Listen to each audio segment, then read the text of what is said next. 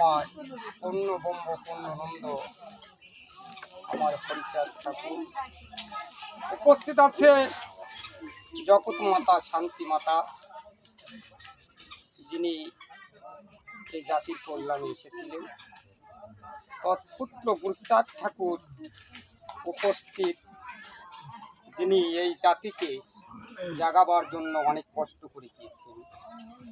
উপস্থিত আজকে ঠাকুরের পরম ভক্তবৃন্দ ও ভক্তিমতী মায়েরা, সমস্ত ভক্তের যুগল চরণে আমার হৃদয় স্থল থেকে জানাই ভক্তিপূর্ণ প্রণাম। সত্যিকার আজকে এই আসরে এসে যে সমস্ত ভক্তদের দর্শন করছি, অনেকদিন হয়তো এমন ভক্ত দর্শন হয় না। আমি ঠাকুরের কথা, যে কথা বাবু একটু আগে বলে গিয়েছে, ঠাকুরের কথা, ঠাকুরের গুণকীর্তন করতে হলে পরে অনেক গুণের অধিকারী হতে হয়। আমি সত্যিকার দীনহীন কাঙ্গাল শিশু বালক, এই ভক্তের সম্মুখে ঠাকুরের আলোচনা করার মতো ক্ষমতা আমার নেই। তবে আমার ঠাকুর বলে গিয়েছিলেন, আমি হতে আবার নাম বড়, নাম হতে ভক্ত বড়, ভক্ত হতে ভক্ত আরো অনেক বড়। তাই তো আমি এই ভক্ত পদ তুলি আমার বস্ত্রকে ধারণ করি।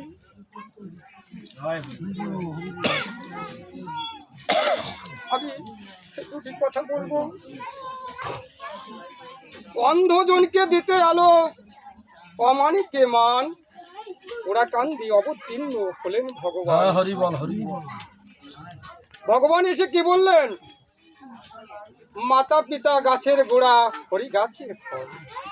আজকে যে উদ্দেশ্যে আমরা আজকে হরিবাসীর উপস্থিত হয়েছি, ভক্ত ডেকে এনেছে আমার শ্রদ্ধেয় দাদু ভাই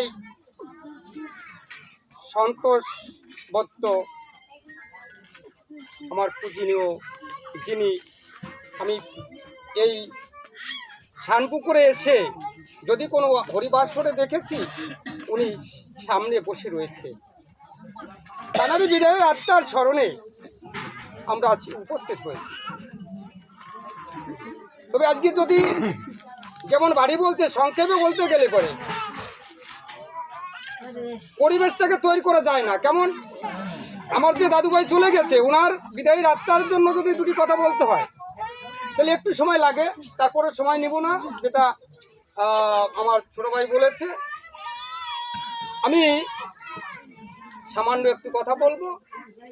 এই যে আমার দাদুভাই এহ জগৎ থেকে সংসার মায়া ছেড়ে আমাদের মাঝ থেকে চির বিদায় নিয়ে চলে গিয়েছে, তার যে আত্মা, আমি ঠাকুরের কাছে একটু প্রার্থনা রাখবো যে আত্মাকে তার চিপত পথে পৌঁছয়। আমরা হয়তো ভক্ত না, দিতে পারবো না, হয়তো ঠাকুর যদি কৃপা করে ওনার সেই চরণ তরিতে নেয়, তাহলে আমরা ঠাকুরকে ডাকতে পারবো সেই পরিবেশে। এখন অনেক মায়েরা আমার আছে, হয়তো আজ আছে কাল থাকবেন না। আপনারা ভেবে দেখেছেন এই মাস থেকে আগামী বছর আবার এই দিন আসার মাঝেই কত পিতামাদেরকে আমরা হারিয়ে যাব, আমরা হয়তো এই আসলে দেখব না। আমার হরি গুরুচাঁদের একজন ভক্তিমতী মায়ের কথা আমি বলবো, যে মাকে আমার গুরুচাঁদ ঠাকুর পার করেছিলেন। তিনি হচ্ছেন মা সাধনা। সাধনা কেমন সাধন করেছিলেন, আমার হরিচাঁদ গুরুচাঁদের কেমন ভক্তিমতী মা ছিলেন। এই মা একদিন বাড়িতে ফুলের বাগানকে উনি মন প্রাণ দিয়ে দেখছে, যে রঙে রঙের ফুল ফুটেছে। এই ফুল, এই যে ফুল এই বাগানে ফুটেছে, এই ফুলের মালা কার গলায় শোভা পায়, তাই ভাবছে এই ফুলের মালা শোভা পায় আমার গুরুচাঁদ ঠাকুরের গলে। যদি এই মালা এই ফুল দিয়ে মালা গেঁথে আমি যদি ছিদামে গিয়ে আমার বাবার বলে দিতে পারতাম, আমার এ দেহ স্বার্থ হয়ে যেত।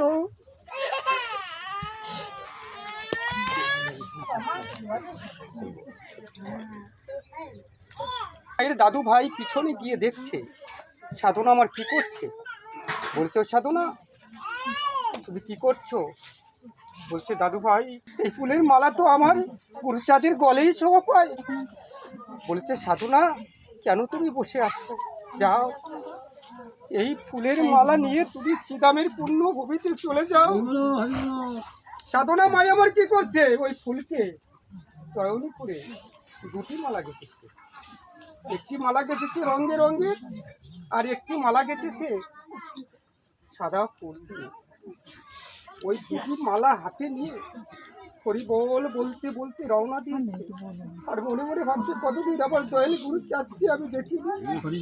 এ জীবনে আমি আমার ঠাকুরকে আমি কিছু দিতে পারিনি, তবে এই দুটি মালা দিয়ে আমি আমার বাবার চরণ দর্শন করব। তাই তো ওই তার দুটি ফুলের মালা নিয়ে যখন হাঁটতে হাঁটতে মধুমতির কোলে গিয়ে দাঁড়িয়েছে, টিপ টিপ করে বৃষ্টি পড়ছে, আর মেঘে গর্জন দিচ্ছে। মধুমতি নদীতে যে খাওয়া ছিল একুল থেকে খুব ফুলে চলে এসেছে। সাধনা মায় আমার যখন ওই ফুলের মালা দুটি নিয়ে গিয়ে দাঁড়িয়েছে, দেখতে পায় পার হওয়ার মতো আর ভয় নেই। সাধনা মায় আমার ডাক দিচ্ছে ওরা কান্দির পুণ্যভূমির দিকে দাঁড়িয়ে, এ ঠাকুর বড় আশা করে তুই মালা গেঁথেছিলাম, আমি যে তোমার অভাগিনী সাধনা, একবার তুমি পার করো ঠাকুর। গুরুচাঁদ ঠাকুর আবার ওদিক ঘরে বসে আছে। বলেছে, ওরে একটা বইটা দিয়ে সাধনা মাই আমার পার হতে পারছে না, আমি একটু পার করে আনি। ওদিকে সাধনা মাই আমার কঠোরভাবে তাকিয়ে আছে, কোন নাভিক আমাকে পার করবে। বলছে, ও ঠাকুর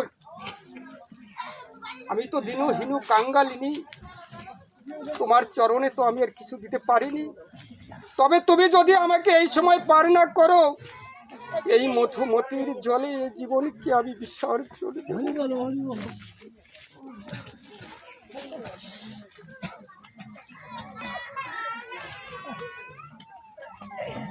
আবার যখন মধুমতির কুলের দিকে বলেছে, বাবা যদি তুমি পারে না করো আমি এ জীবনকে বিসর্জন দেব। যখন ঝাঁপিয়ে পড়বে এমনি শোভা ও কুল থেকে ছোট্ট নাভিক রূপ ধারণ করে ডিঙ্গি নৌকো নিয়ে ডাক ছেড়েছে, ওমা তুমি কি ওপারে যাবে? সাধনা মায় আমার দাঁড়িয়ে পড়েছে। কে? এই দুর্যোগের মধ্যে ছোট্ট নাভিক ছোট্ট নৌকা নিয়ে আমাকে পারের কথা বলছে। বলেছে, বাবা আমি তো পার হব। ধীরে ধীরে বেয়ে যখন মায়ের কাছে এসেছে, মায়া আমার তাকিয়ে দেখে এই মধুমতি নদীতে জীবনভর পার হয়েছি, এরূপ নাভিক এই জীবনে আর কোনোদিন দর্শন হয়নি। তাই বলেছে, ও বাবা তোমার এই ডিঙ্গি নৌকায় অভাগিনী সাধনাকে পার করতে পারবে? বলেছে, জানিস মা, আমার বাবা ছিল এই ঘাটের মাঝি, তখন যখন ও ধাম থেকে চলে যায় আমাকে বলে গিয়েছে, ওরে কেউ যদি নিধনে পড়ে পার না হতে পারে তুই তাকে পার করে দিস। তাই তো তোকে আমি পার করতে এসেছি। সাধনা মা আমার যখন আমার নৌকায় উঠেছে, বলেছে, মা তোমার হাতে যে দুটি ফুলের মালা, ওই রঙের রঙের ফুলের মালাটা আমাকে দাও মা। বলেছে, না, আমি বড় আশা করে ওই দুটি ফুলের মালা আমার বাবা গুরুচাঁদের গলে দেব, তাই তো আমি এসেছি। বলেছে, আমাকে যদি একটা মালা দিস, ওই রঙের রঙের ফুলের মালাটা যদি আমাকে দিস, গুরুচাঁদ ঠাকুর রাগ হবে না। দে, আর যদি তুই না দিস তোকে আমি পার করবো না। সাধনা মা আমার বিপদে পড়ে ওই মালা দিয়ে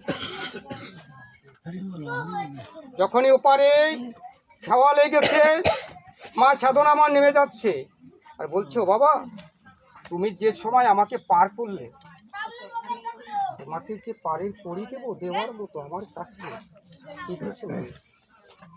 বলেছ মা জানি ওরে আমি যে পাড়ের কান্ডারি, যেজন আমাকে মন প্রাণ দিয়ে ডাকে তার কাছ থেকে আমি পাড়ে করি দেই না, আমি তাকে অনায়াসে পার করে দিই। সাধনা মায় আমার নেমে যাচ্ছে আর তাকিয়ে তাকে দেখছে। এই নাবিককে আমার জীবনে আর কোনোদিন দেখতে পাবো আমি? এই যে নাবিক আমাকে পার করে দিল, এ জীবনে হয়তো আর কোনোদিন দেখা হবে না। নাবিক আমার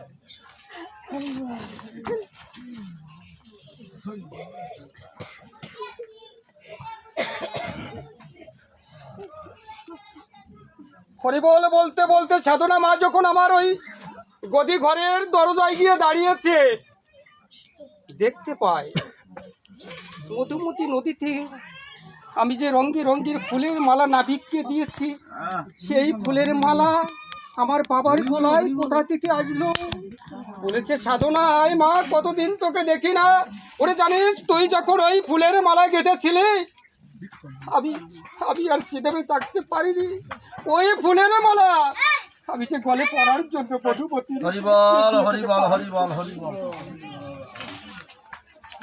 করে যখন এই অসময় আমাকে পার করে এনেছ, আর একটি বার বিনীত অনুরোধ, যখন এই অভাগিনী সাধনার দেহ থেকে প্রাণ পাখি উড়ে যাবে, ওই ভব নদীর খেওয়াঘাটে গিয়ে আর একটি বার দাঁড়াবে, সেদিনও তুমি যেন নিজ হাতে বইটা ধরে ওই অভাগিনী সাধনাকে তুমি পার করে দিও।